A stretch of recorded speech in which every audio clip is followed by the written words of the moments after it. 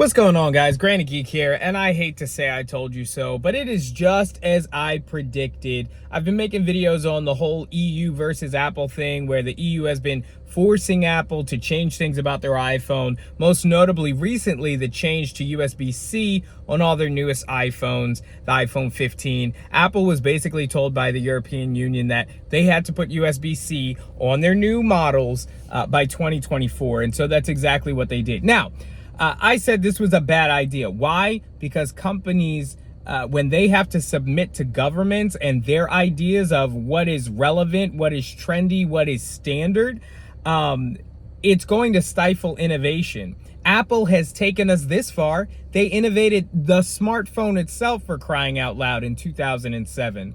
Okay, so when it comes to innovation, you've got to know that they're spending billions of dollars on R&D to develop new technologies, connectors. I mean, they pioneered Thunderbolt with Intel, right? Which is still one of the fastest cables that you can get. And so when they have to submit to the EU, and the EU now dictates what innovations Apple can and can't make, you knew it was going to be a problem. So, but many people, they poo-pooed that, right? They said, Chris, everybody needs to have USB-C. Don't you see? Everybody has it. So Apple has to have it too. First of all, how weak is that, right? So you just have to do what everybody else is doing because everybody else is doing it.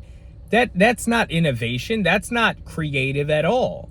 All it is honestly making everyone mediocre, right? When everybody's the same, what's going to make Android different from iPhone if they all have to hold to the same rules? Now, plenty of people brought up, oh, well, it's safety regulations, and there are safety regulations for devices all the time, like certain sizes of battery that you can have that are safe to fly on an airplane. We're not talking about safety, okay? We're talking about a choice. Apple, by including Lightning on their iPhones, was not hurting anyone. And people who bought iPhones by the hundreds of millions, they were choosing the Apple ecosystem. They were choosing Lightning. They had accessories for Lightning. They decided to buy into that, which was what Apple had decided to do. And people who didn't like that, there were plenty of other options. Okay, so it has nothing to do with safety. Okay, this has to do with innovation and a company's ability to control their own product. How are you going to tell somebody what they can and can't do? Anyway, there's a new update in the story. By the way, like and subscribe. You know, it's YouTube. So there's a new wrinkle in the story. Now, members of the EU are calling on Apple to open their walled garden ecosystem. Yes, that's right. The hardware and software that Apple is known for. Okay, they're now being, it's just the beginning rumors, okay? As far as I know, there's no legislation being presented for this, but they're calling for it already. I told everyone, I said that this sets a bad precedent. If you let the EU force Apple to change the hardware on their phone, they will not stop. When has the government ever stopped and said, oh, we have enough power, thanks?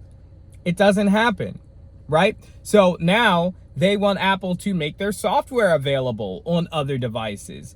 Maybe even allow Android to run on their hardware. By opening up both of these things, it will destroy Apple. It will destroy what they were and what they are, which is curated devices, curated software, an entire experience for the user that is end-to-end encrypted, that provides for things like iMessage, and even they're coming after them with iMessage as well. So all in all, this is what I told you it was going to be.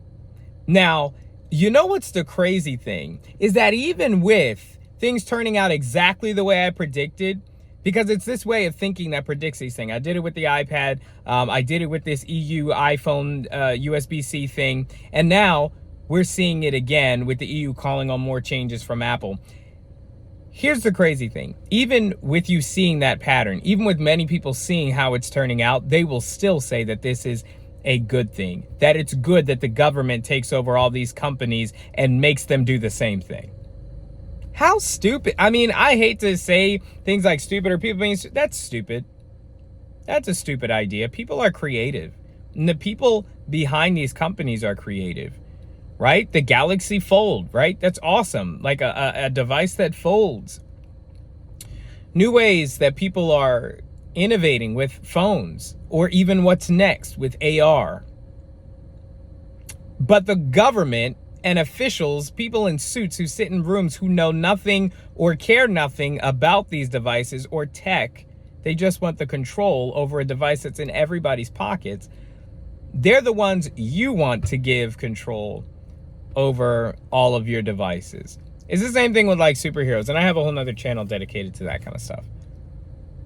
About how you have these suits who are deciding what to do with like these comic book superhero stories, and they've like never read a comic book. It's the same thing, guys, with tech. They don't care about your fandom. They don't care about the devices you like to use. They want control over the things that you do. So this is the next video that I'm making in this series. And like I said, like I promised, I'll continue to follow this as it develops. But let's not pretend it's going to develop any other way than the EU and other governments taking more and more control over what a device can even be. So like, subscribe, and I'll see you in the next one. It's the Granny Geek Show.